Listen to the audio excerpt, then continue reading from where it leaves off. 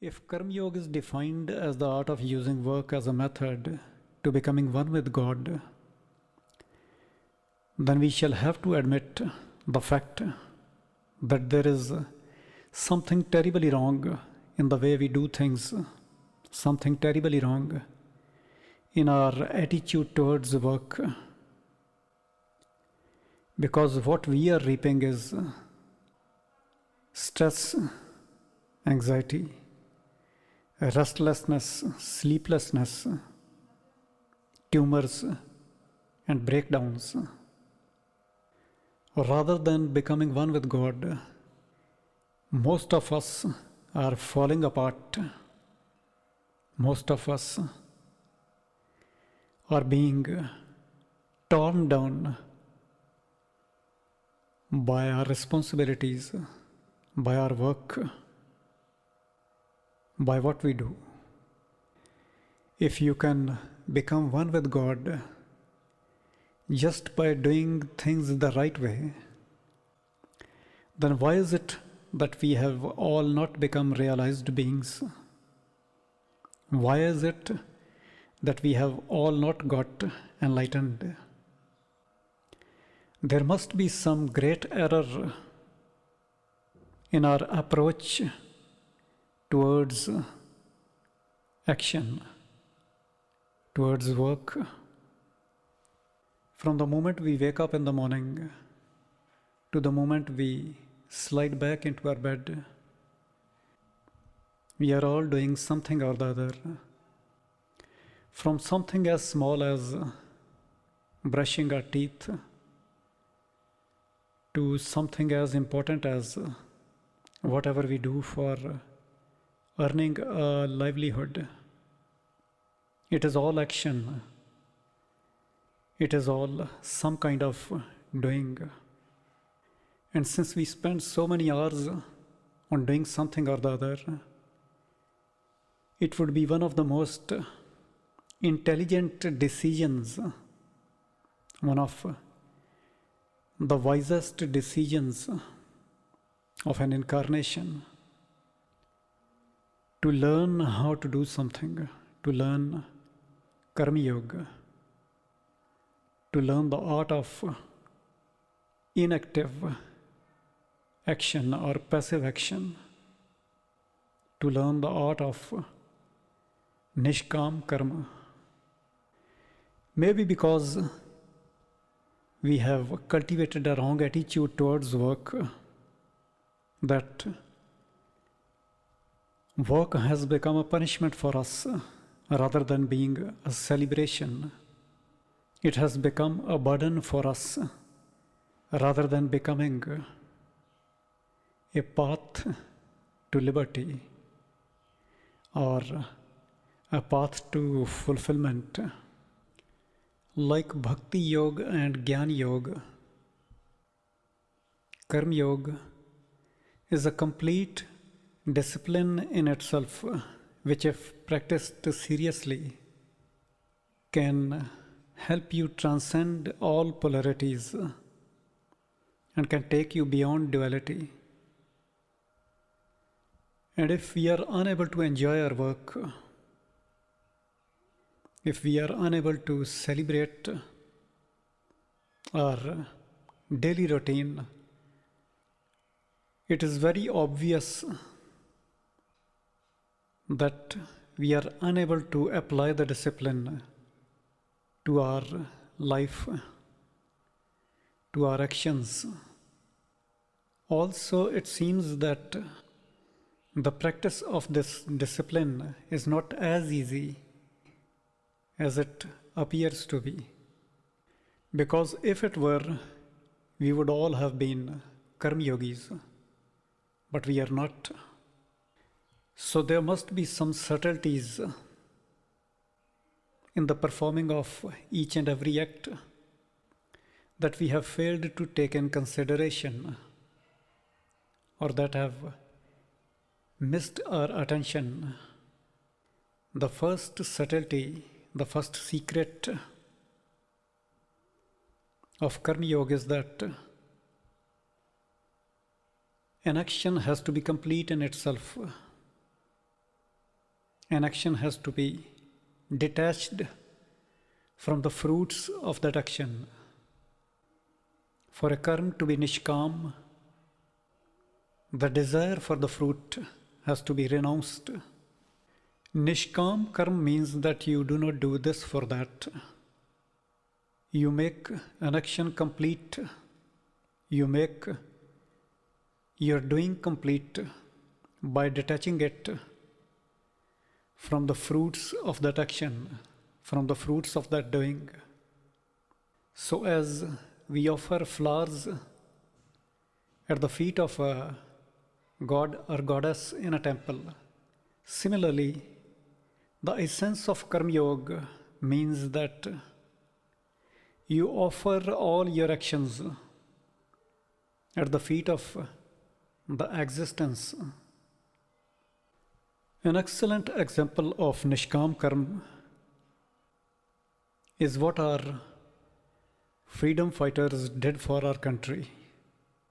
Because when they died in the act of liberating the country from oppression, they knew quite well that they won't be even there to see that liberation. That is exactly what they meant when they said, when you go home, tell them of us and say, for your tomorrow, we gave our today. So Nishkam Karma means that the seed is the fruit. The action is the fruit of that action. And therefore it is complete in itself. It is whole. It is pure. It is sacred. The beauty of the art of Karma Yoga is that if you can master it, you can convert the most ordinary task into an extraordinary experience. The performing of even the trivial routine tasks can be transformed into a splendor, a majestic experience, a transcending experience. It can be transformed into the taste of the mystery. When you will spend some time trying to improve the quality of your deeds, the quality of your actions, you will discover that it was the mind that was ruining them all. It was the thoughts that were contaminating the deeds, that were polluting the action. As Shri Ramdas puts it, the mind always keeps you one thought away from where the real action is, from where the real life is.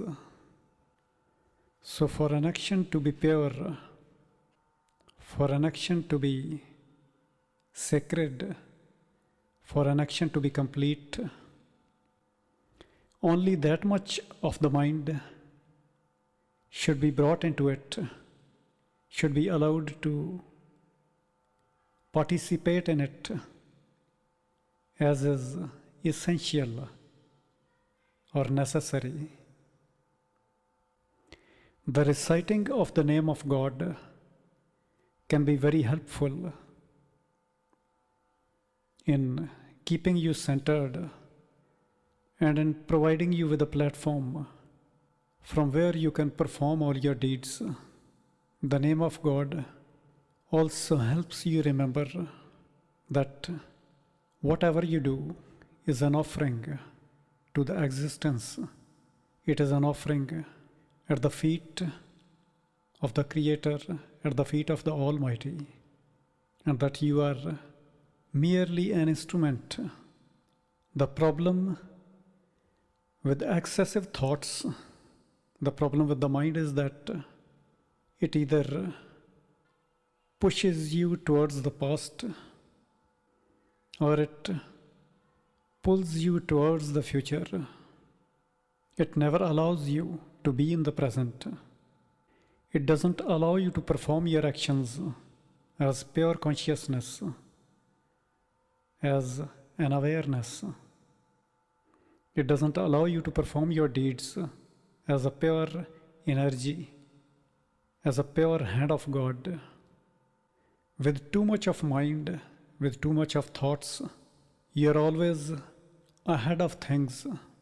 So while your body is there in 9 o'clock, the mind is in 10 o'clock or 11 o'clock. And that pull towards the future robs you of an integrated being. It robs you of the glory of the moment. It robs you of the glory of the now, the power of now. Another way of purifying your act is to do it as service. When the emphasis is on the other, an act is more pure than when the emphasis is on the self. When the emphasis is on the other, there is less of the ego involved in it, and the act is more sacred. So with the least of the mind in it, and with the most of emphasis on the other, the quality of a deed can be improved a lot. To help you gain an insight into the essence of Karma Yoga, to help you understand this discipline, I would suggest an exercise, a spiritual practice. I would suggest that you make a cup of tea in 4 different ways. You make one for yourself. You make one for a poor stranger. You make one for a guest, and you make one for someone you love. And when you make it, meditate on the quality of your action. Meditate on the quality of your being. If you practice this technique well, you will realize that what's important is not what you do. What's important is how you do it. So the emphasis of Karma Yoga is not on the action, on what is being done. The emphasis is on who is doing it. The emphasis is on the quality of the action. Maybe this is why an enlightened being said before enlightenment, I chopped wood and washed the utensils. After enlightenment, I chopped wood and washed utensils. If you keep on meditating on the quality of your deeds, someday you will be surprised to find that enlightened beings, even when they are feeding themselves, are actually feeding a body that is serving others. Enlightened beings do not do things different from us. They do exactly what we do, but in a different way. The stress, the anxiety, the depression, the ailments, the burnouts, and the breakdowns we are reaping as the fruits of our actions imply that there is something wrong with the seed, that there is something wrong with our attitude towards work, towards what we do. And if that attitude is corrected, if the seed is that of selfless act, if the seed is in accordance with the discipline of Karma Yoga, the fruit has to be fulfillment. The fruit has to be satisfaction. Now you can sweep your floor Wash your clothes and take care of your kids in such a way that at the end of it all, you feel tired, you feel depleted, and you feel being taken granted for. But you can also do the same. You can sweep the floor, wash the clothes, and take care of the kids in such a way that after having done so, you feel more in tune with the universe. You feel fulfilled. You feel centered. You feel more conscious. And you feel proud of yourself to be in a position where you can serve someone, where you can do something for someone. So the discipline of Karma Yoga, if practiced with an understanding of it, can transform the whole earth, the whole planet, and your whole personal universe, your personal life into a huge temple. Civilizations have come into being. Civilizations have gone extinct. So many times we have progressed. So many times we have been brought down to dust, dust unto dust. So I ask you this, do you really find anything having got accomplished in this world?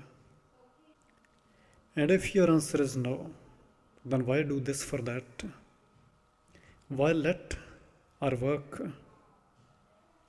why let our daily lives be poisoned by anxious desire? Why let our actions, why let our karma be plagued by ambition, by the tomorrow? Why not make it into a celebration? Why not make it into a festivity, a satisfaction, a fulfillment?